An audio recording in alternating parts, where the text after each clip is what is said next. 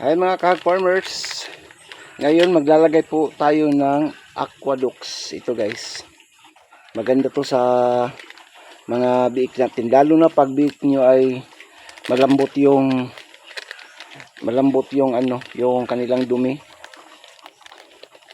Pwede to guys, ihalo lang nyo sa tubig, 1 liter na tubig. Bali ang isang pack ng ganito, bali 2 liters lang po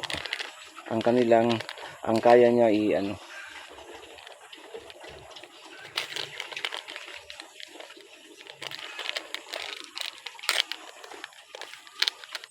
tagal na buksan. Ayun, ihalo natin sa 1 litro ng tubig, tapos isalin natin doon sa white na container plastic.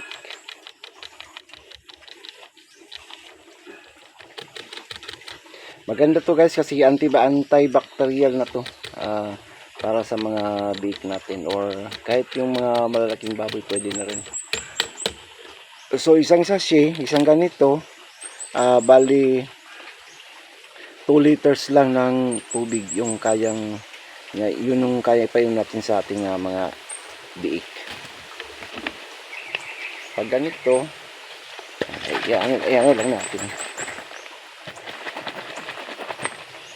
Ang ganito guys, bali dalawang ganito na tubig.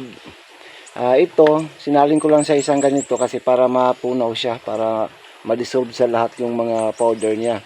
So, pagkatapos nito guys, isalin ko dito doon sa may sa may white na container, yun. Nakita nyo, yung sa taas, yung sa inuman nila, inumin. Ayun.